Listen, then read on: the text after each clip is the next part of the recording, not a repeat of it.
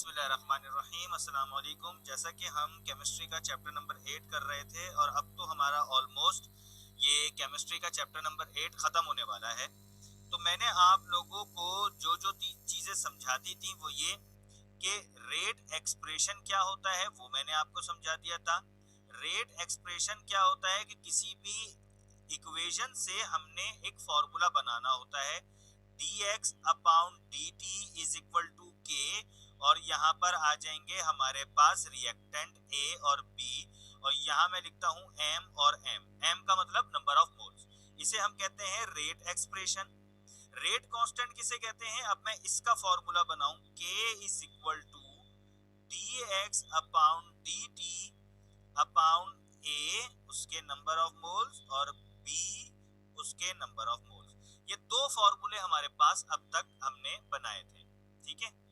अच्छा, अब हम जो है वो मजीद आगे बढ़ेंगे और अपने इस न्यूमेरिकल को सॉल्व करेंगे जो आप लोगों को असाइनमेंट के तौर पर दिए गए थे, ठीक है। तो सबसे पहले तो हम ये चीज नोट करते हैं, अपना एक कलर चेंज कर लेते हैं हम। सबसे पहले मैं लिखूंगा सॉल्यूशन नंबर 1। इक्वेशन हमें दी गई है a plus B arrow a और b, ठीक है। इन्होंने क्या कहा है कि रेट कांस्टेंट हमें मालूम करना है। मैं यहां लिख दूंगा rate constant k is equal to question mark. आगे इन्होंने कहा है कि if the initial concentration of each reactant is 0.2, मैं लिखूंगा concentration of A is equal to 0.2 mole per decimetre cube. Concentration of B is equal to 0.2 mole per decimetre cube. मैंने दोनों को सेम क्यों लिखा? क्योंकि यहाँ इन्होंने हमें दिखाया है ईच रिएक्टेंट, यानी कि हर रिएक्टेंट की कंसंट्रेशन 0.2 मोल है, ठीक है भाई। फिर आगे देखें rate of reaction. Rate of reaction हम कहते हैं dx अपॉन dt को, ये कितना है 9.04 इंटू 10 की पावर -4 मोल पर डेसीमीटर क्यूब और पर सेकंड, ठीक है भाई। यहाँ पर हमारे पास ये सवाल कंप्लीट हो गया। अब हम इसका आंसर निकालेंगे। सबसे पहले तो हम लिखेंगे रेट एक्सप्रेशन, ठीक है भाई। रेट एक्सप्रेशन हम पहले बनाएंगे। सबसे पहले रेट एक्सप्रेशन किस तरह बनती है? dx अपॉन dt बराबर है k a और b, ठीक है। ये मैंने अकॉर्डिंग टू इक्वेशन मैंने ये बना दिया, ठीक है भाई। मैं जरा मिटा दूं इस लकीर को। अब मैं क्या करता हूं, मुझे मालूम करना है रेट कांस्टेंट। तो रेट कांस्टेंट का फॉर्मूला बनेगा dx upon dt divided by a and b। अब मैं वैल्यू डालता हूं, k is equal to dx upon dt की जगह लिखूंगा 9.04 इंटू 10 की पावर -4, ठीक है। अच्छा, दूसरी तरफ मैं बनाऊंगा एक रफ कॉलम, और रफ कॉलम के अंदर मैं यूनिट कैसे निकालते हैं ये भी चेक करूंगा, ठीक है। लेकिन पहले मैं इसका आंसर निकालूंगा। तो dx अपॉन dt की जगह मैंने 9.04 10 की पावर -4 लिखा। a की जगह लिख,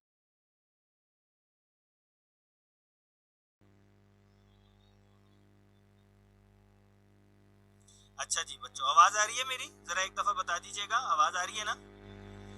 a की जगह लिखूंगा 0.2 और b की जगह भी लिखूंगा 0.2। आवाज आ रही है ना मेरी बच्चों? अबू बकर हादिया, अबू बकर हादिया, आवाज आ रही है?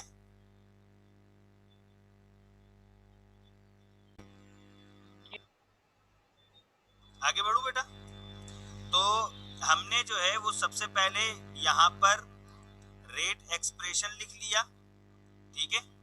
उसके बाद हमने रेट कांस्टेंट, मैं यहाँ लिख देता हूँ इसको, रेट कांस्टेंट, ठीक है।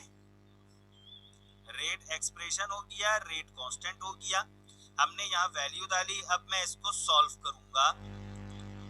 k is equal to 9.04 into 10 की पावर -4 डिवाइडेड बाय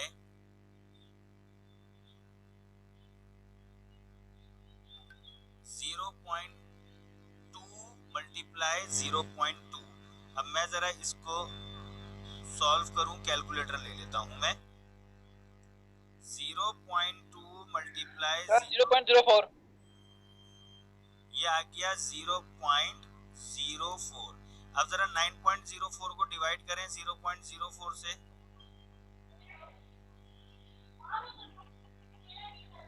तो इसका आंसर आएगा 226 मल्टीप्लाई 10 की पावर -4।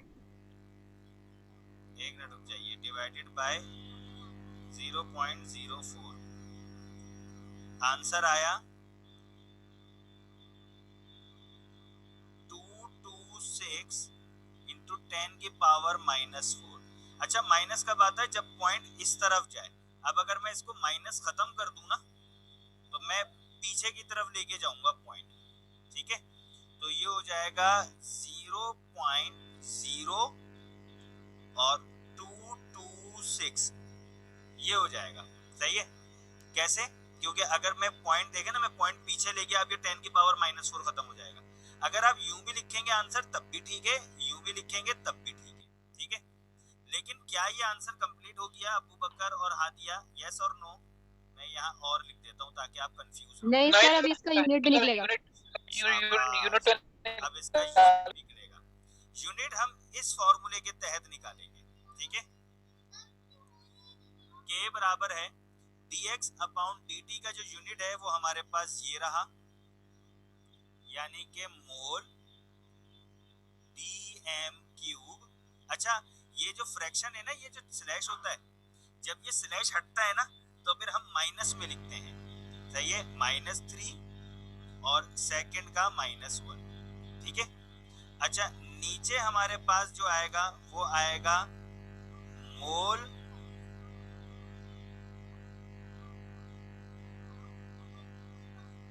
dm-3 और मोल dm-3, ठीक है। अब हम जरा इसको सॉल्व करते हैं। ये हमारे पास इस तरीके से सॉल्व होगा, मोल dm-3 सेकंड -1, यहाँ 2 मोल हो गए, मोल 2 dm-6, ठीक है। अब जब ये ऊपर जाएंगे मोल हो जाएगा 1 - 2, ठीक है। और dm-3 -6 और सेकंड -1। अच्छा, ये हमारे पास हो जाएगा मोल इनवर्स, और ये हो जाएगा हमारे पास -6 तो dm क्यूब, और ये हो जाएगा हमारे पास सेकंड इनवर्स, ठीक है। तो रेट रिएक्शन का हमारे पास ये जो है वो यूनिट बन जाएगा हमारे पास, ठीक है भाई। अब मैं ये यूनिट लिख देता हूँ, मोल इनवर्स dm क्यूब और सेकंड इनवर्स, ठीक है बेटा, समझ में आया? अब इसका जो दूसरा पार्ट है वो सेम इसी तरीके से होगा, बस फर्क ये है कि अब आपने कंसंट्रेशन इसकी कर देनी है डबल, ये हो जाएगा 0.04, ठीक है। बल्कि ये मैं उल्टा कर दिया, डबल नहीं किया मैंने, तो इसका स्क्वायर कर दिया। जरा डबल करना बताना, डबल करना किसे कहते हैं? मैं अब सर 0.0016। एक मिनट ना, यहाँ देखते हैं, 0.2 को मल्टीप्लाई करते हैं 2 से, 0.4 हुआ ना डबल, तो 0.4 मोल पर डीएम क्यूब और ये हो गया 0.4 मोल पर डीएम क्यूब। ठीक है, अब जब आप इसका फॉर्मूला निकालेंगे तो फॉर्मूला ये बनेगा K इज इक्वल टू 9.04 10 की पावर -4 0.4। अब जल्दी से बताएं 0.4 को अगर आप करेंगे, ये सेकंड का आंसर बता रहा हूं, K इज इक्वल टू 9.04 10 की पावर -4, नीचे क्या आएगा 0.16 है भाई।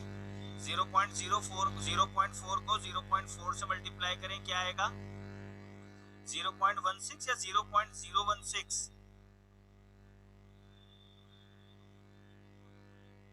सर एक मिनट,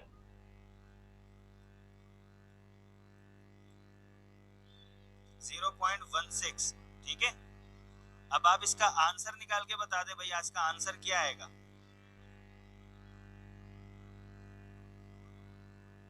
.04 डिवाइडेड बाय 0.16 56.5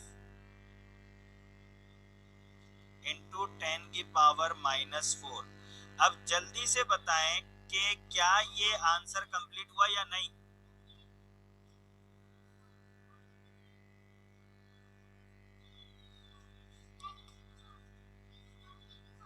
नहीं सर, इसका भी यूनिट निकलेगा। अब बताएं इसका यूनिट क्या निकालेंगे, क्या इसका यूनिट सेम यही निकलेगा या चेंज होगा, क्या बोलते हैं?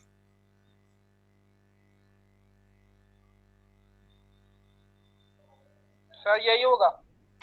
यही होगा। सर यही होगा। क्यों क्यों? क्योंकि सर एक जैसी दी हुई है पावर्स। पावर एक जैसी दी है। हम यहाँ पर फॉर्मूला देख रहे हैं तो हमारे पास ए और बी में कोई भी स्क्वायर में नहीं है, एक ही जैसी है, तो यूनिट तो सेम ही होगा, सिर्फ वैल्यूज तो चेंज हुई है, यूनिट थोड़ी चेंज हुई। तो ये हमारा आंसर आ गया। अब आप लोग अपने अपने आंसर इससे मैच कर सकते हैं। अब आते हैं हम अपने नेक्स्ट क्वेश्चन की तरफ, जो इससे थोड़ा सा डिफरेंट है और थोड़ा सा डिफिकल्ट है। वो डिफिकल्ट क्वेश्चन जरा देखें। Right the rate expression. Rate expression किसे कहते हैं भाई? इक्वेशन को देखकर एक फॉर्मूला बनाना। दूसरी चीज इन्होंने क्या पूछी है, find the value of rate constant. Rate constant किसे कहते हैं? के मालूम करने को। ठीक है, and determine the order of reaction। और order of reaction आपने बताना है। अब यहाँ पर इन्होंने हमें एक टेबल बना के दे दिया, ठीक है भाई। अब उस टेबल के अंदर इन्होंने हमें 3 लाइंस दे दी हमें। पहले पे इन्होंने कहा है NO की कंसंट्रेशन है, दूसरे पे कहा O2 की कंसंट्रेशन है, और तीसरे पे कहा है रेट यानी कि स्पीड। और यहाँ पर इन्होंने हमें इसकी वैल्यू दी है। नंबर 1 पे 0.1 m, 0.2 m और 0.1 m, ये नंबर 3 पे।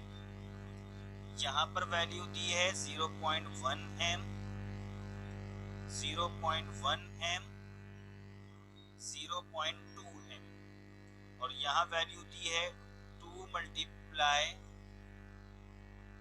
10 की पावर -3 मोलैरिटी पर सेकेंड।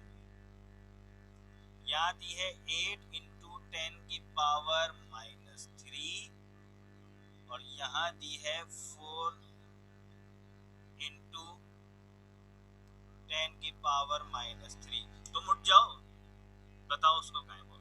ठीक है, तो 10 की पावर -3 ये हमारे पास टोटल सवाल। ठीक है भाई, अब ये हमारे पास सवाल है। अब इस सवाल को समझना है, इस सवाल को सॉल्व करना है। जरा गौर से सुनिएगा। इस सवाल में इन्होंने हमसे रेट एक्सप्रेशन पूछा है, नंबर 1 पहली चीज तो ये पूछी है। दूसरी चीज रेट कांस्टेंट जिसको हम के कहते हैं ये पूछा है, और तीसरी चीज ऑर्डर ऑफ रिएक्शन। 3 चीजें पूछी। ठीक है, हम सबसे पहले अपनी इक्वेशन के तौर पर एक इक्वेशन बनाएंगे।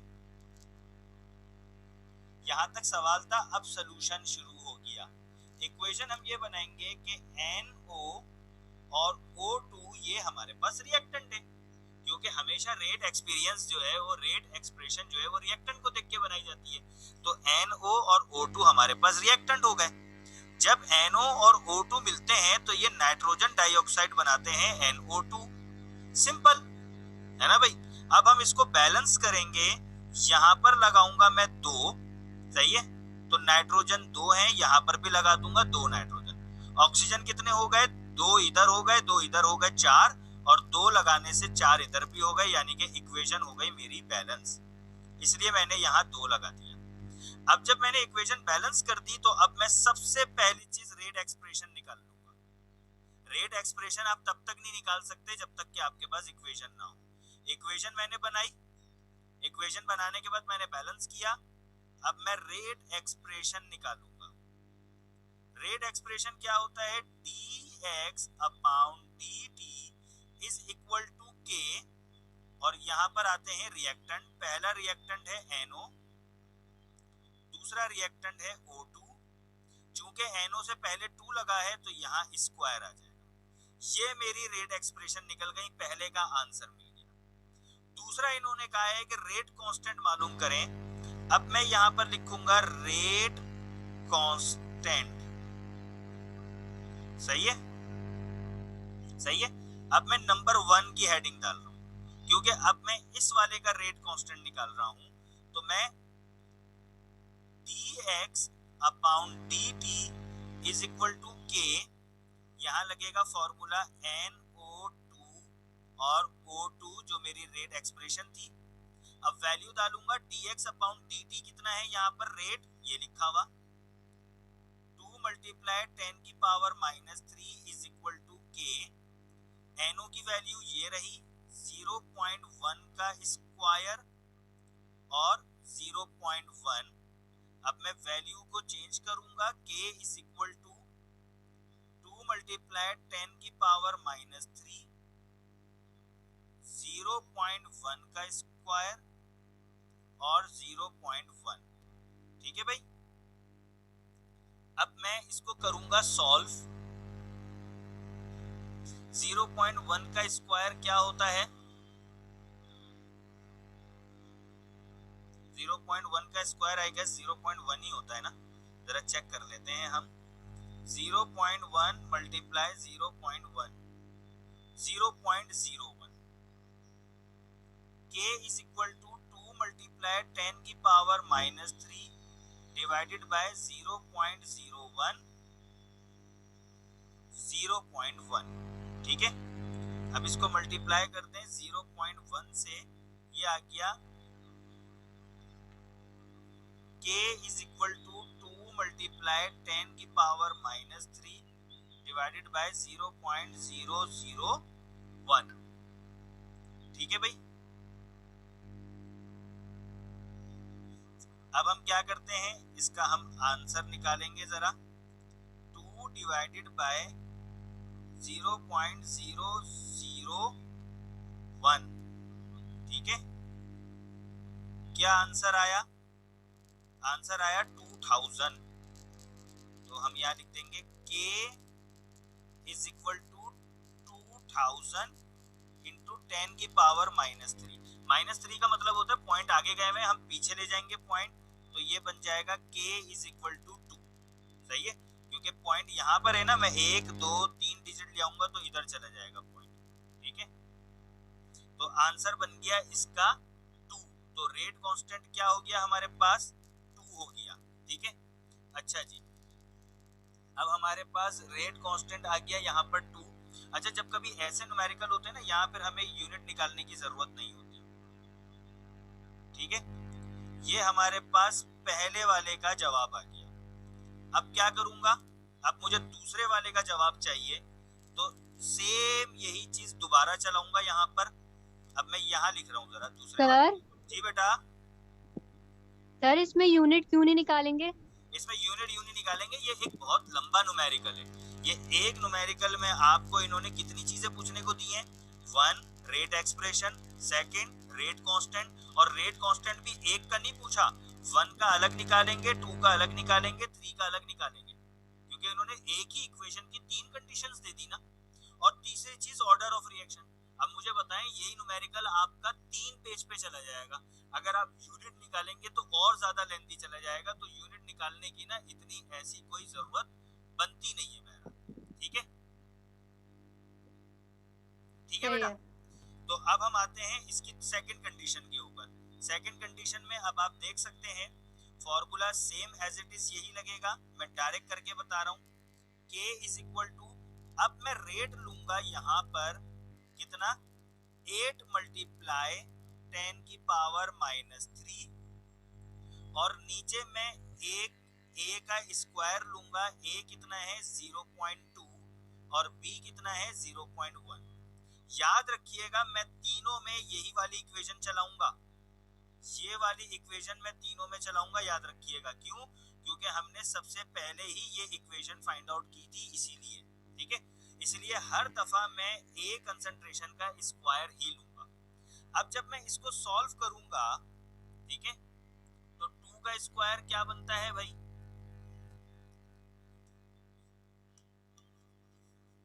कोई एक बच्चा कैलकुलेटर अपने हाथ में रख लेना।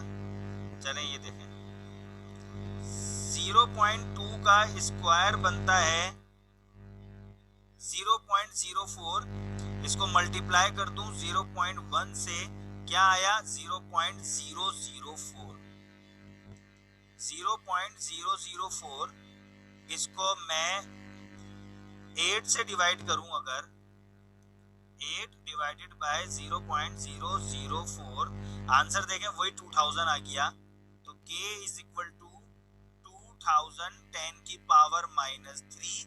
इसका मतलब ये हुआ K बराबर है 2K। ये हमारा सेकंड वाले का आंसर आ गया। अब अगर मैं थर्ड वाले का आंसर निकालूं, मैं इसी के आगे ही निकाल देता हूं, ठीक है। K बराबर है, अब की बार हमारे पास है 4 इंटू 10 की पावर -3। A है हमारे पास 0.1 का स्क्वायर और B है 0.2। तो K इज इक्वल टू 0.1 का स्क्वायर जो है वो हमारे पास होता है 0.01। 0.01 को मल्टीप्लाई कर दूं 0.2 से, ये हो जाएगा 0.002, और 4 इंटू 10 की पावर -3 के साथ डिवाइड करूंगा, आंसर वही आएगा 2000 इंटू 10 की पावर -3। तो K बन जाएगा 2K। ये हमारा तीसरे का आंसर हो गया, ठीक है बेटा। अब ये हमारे पास आंसर हो गया 2 सवाल का। अब तीसरा जो है वो है हमारे पास order of reaction. Order of reaction निकालना बहुत आसान होता है। हम सबसे पहले रेट एक्सप्रेशन लिखते हैं, dx अपॉन dt बराबर है K NO, इसकी पावर स्क्वायर में है, और O2 इसकी पावर कुछ भी नहीं है। ऑर्डर ऑफ रिएक्शन निकालने का सबसे आसान तरीका, सबसे अच्छा तरीका क्या होता है कि हम यहाँ लिखते हैं ऑर्डर ऑफ रिएक्शन, ठीक है। ऑर्डर ऑफ रिएक्शन हमेशा याद रखिएगा कि हमारे पास जो रिएक्टेंट के पावर है वो ऑर्डर ऑफ रिएक्शन होती है। यानी कि मैं यहाँ लिख देता हूं सम ऑफ द पावर। अब NO2 की कितनी पावर है 2, प्लस O2 के ऊपर कितनी पावर है, यहाँ कुछ नहीं लिखा हुआ, इसका मतलब है 1, तो इट मींस 3 आ गया। 3 का मतलब ये है कि ये थर्ड ऑर्डर रिएक्शन है। क्लियर बेटा, बात समझ में आ गई। ऑर्डर ऑफ रिएक्शन इस तरीके से फाइंड आउट होते हैं, जो पावर्स होंगी उन पावर्स को प्लस करके लिखते हैं, वो ऑर्डर ऑफ रिएक्शन होता है। हमारे पास 3 ऑर्डर होते हैं, first order, second order, third order.